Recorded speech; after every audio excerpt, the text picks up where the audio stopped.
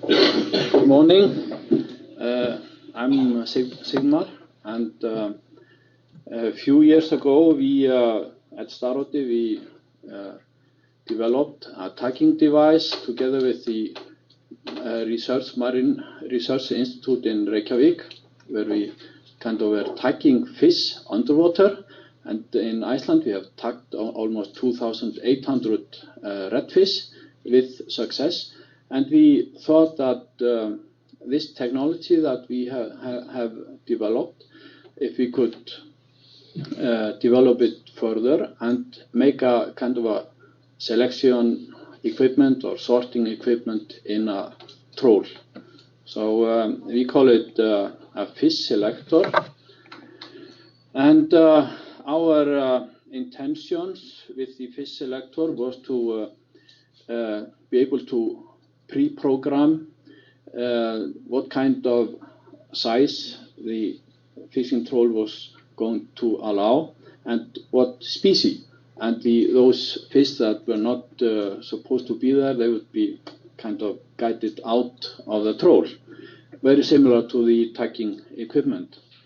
And the purpose was to, of course, reduce discard of fish, and also be able to, quite early in a fishing process, to count fish in a troll and even measure the biomass in a troll and also the fish leaving the troll, if those information would be useful for research application, as an example.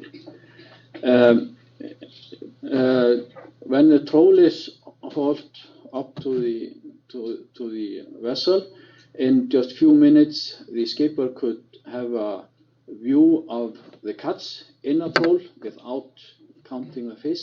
So in percentages or quantity, how much is of cod and how much is of haddock, as an example. And just in a few minutes he could possibly take a decision if he was going to continue fishing in that same area or if he was going to move the vessel to a different area. And time on a big vessel means money, a lot of money, I would believe. So let's look at the fish selector. The intention is to place it in a cod end, and every fish that enters the fish selector is scanned in by 2 cameras, so we actually get a 3D picture of every individual fish. This way we can select or measure the length of the fish and also identify the species. But it's not always necessary to know the species. If in certain areas fish can be quite uniform, cod in certain areas and haddock in other areas, then there's no need to spend time on identifying the species, more the size of the fish. Now the device, the picture over there is kind of compressed in the vertical direction, just to give you an idea of the size. The length is about 2 meters, and the first 65 centimeters is used for scanning in the fish. We kind of have to get the fish into the device before we actually know the length of the fish. So we decided for 65 centimeter, and the processing time or the computer time is quite fast, and it's kind of similar to about 5 centimeters if the vessel is towing at approximately 4 nautical miles. And after having scanned in the fish, we need some space for releasing the fish, and that we have approximately 60 centimeters. And like I said before, we have 2 cameras to get the three-dimensional scanning of each fish. This is the prototype. Gives you an idea of the size and the volume. It's the prototype is bulky and heavy, and in our testing cruise, we have kind of shown and proven the feasibility of such a device. We can actually select a fish from size and also the species. And we have been working on this project together with researchers and also fish vessel owners. And it, you know, it took a while to get the vessel owners to respond to our development, because it's difficult to respond to something you don't know how it looks like or how it's going to operate. But after having made a prototype, the dialogue started to be more fruitful. And after the dialogue was kind of accomplished, we made a redesign of the device and trying to squeeze it into a smaller space. And to do that, we had to identify a new way of scanning the fish into the device, so it was not consuming as much space. And we have suggested a reduction of the size you saw in a picture from about 3 cubic meter down to 0.7 cubic meter. And we can also reduce the length by at least 20 centimeter. And the weight, going from the first device was about 300 kilos down to less than 100 kilo. And this is weight in air.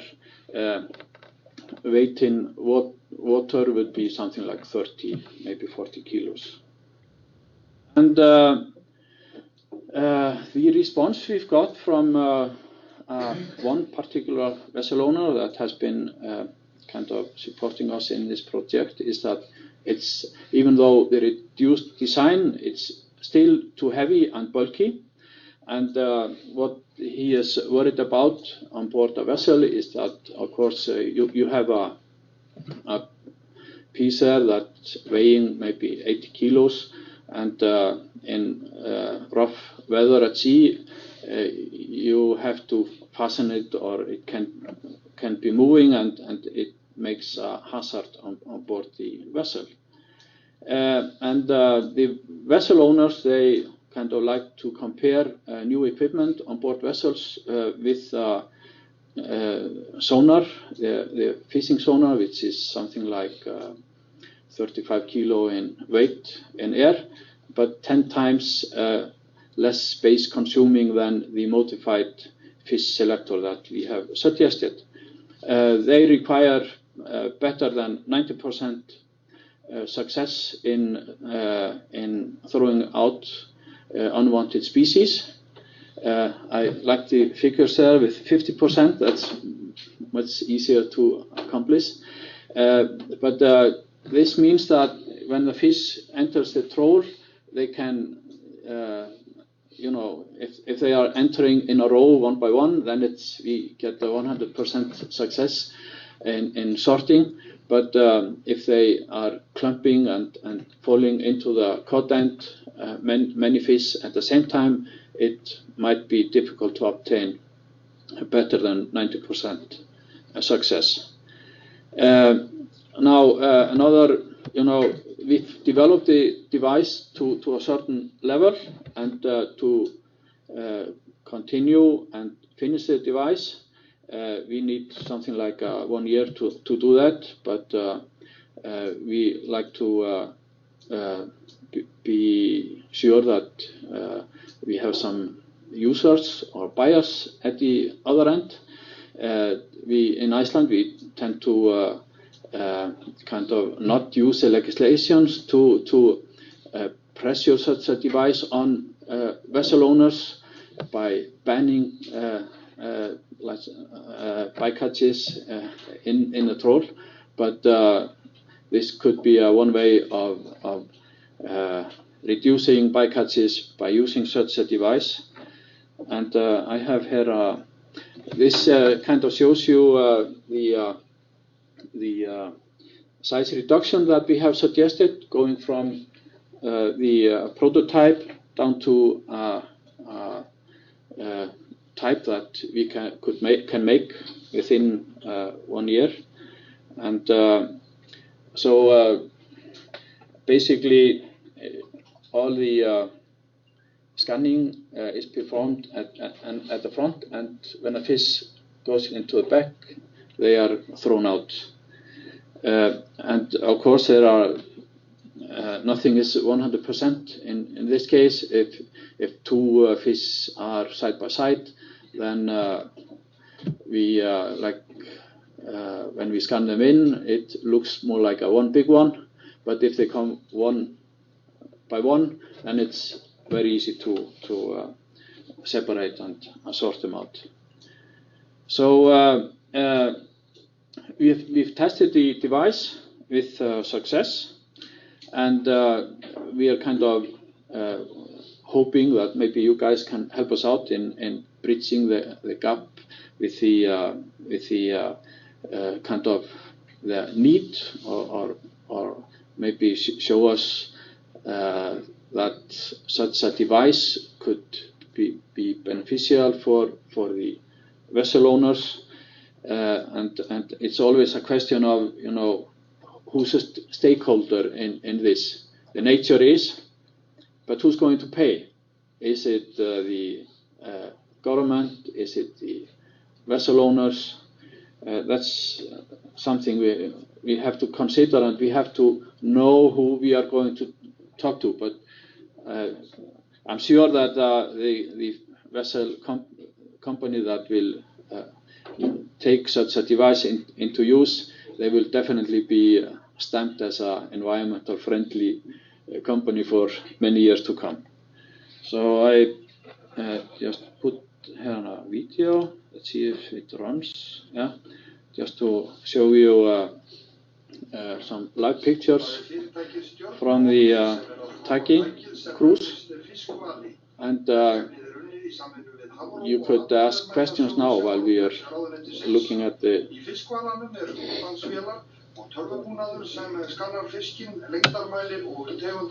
I can say that we've been doing this together with the Marine Research Institute, and I like this guy.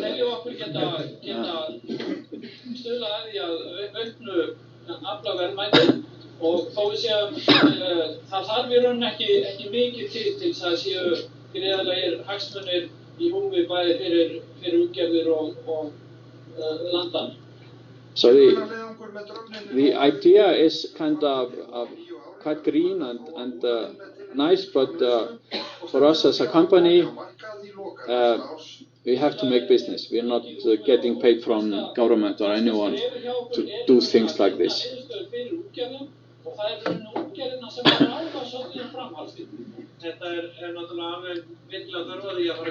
There's another guy you've seen before. I should have warned you, but too late.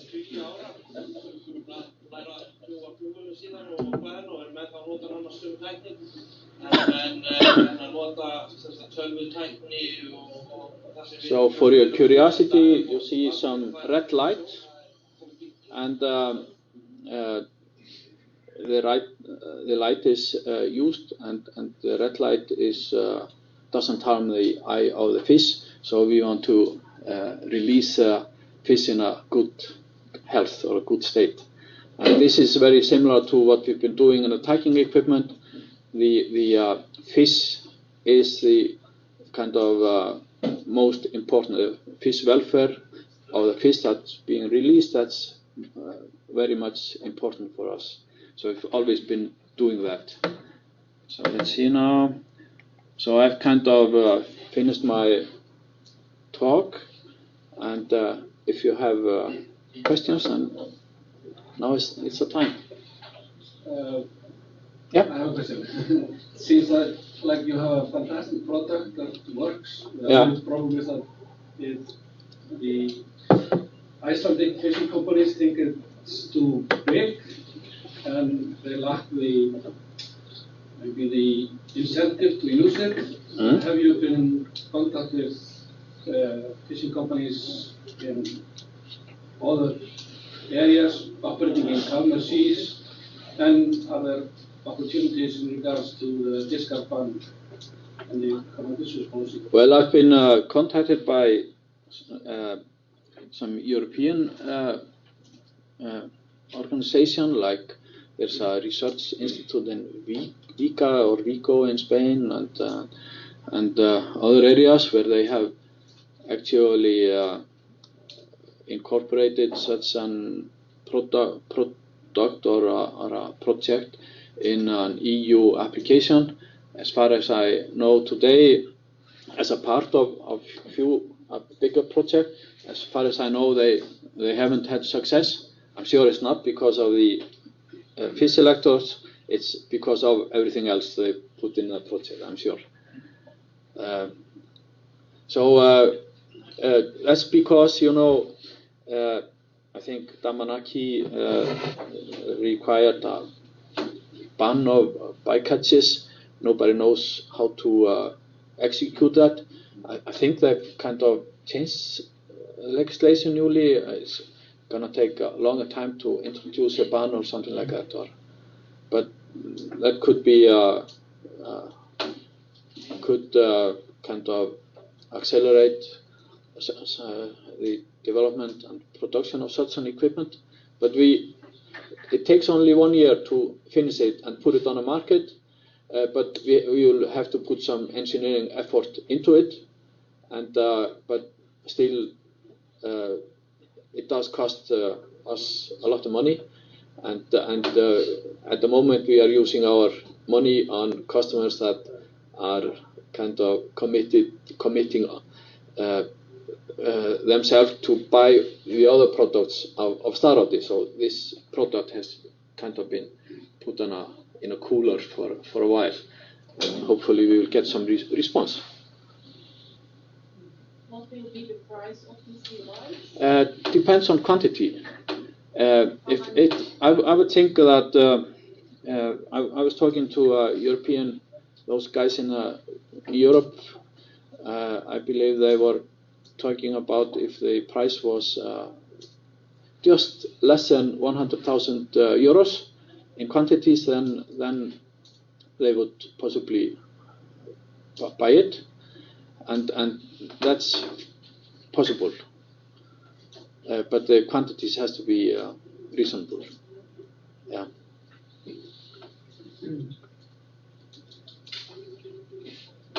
Anyone want to buy such an equipment? Have you any idea of how much volume it can cope with? We saw Haraldur showed us a picture where they got 50 tons in 8 minutes. Yeah. I'm just, this introduction is just kind of taking the cream from the top. We have reports on the efficiency and quantity and how many times they can throw out the fish, and we've been comparing that with catch data we've got from the Marine Research Institute over a year period. So definitely I think it could be successful in a fishing troll, but it's just up to the user of such a device or the stakeholder, whoever the stakeholder is. Is it the government? Government in Iceland has no money, so that's it's difficult to do business with those guys. Is it the vessel owner or something else, it's difficult to say.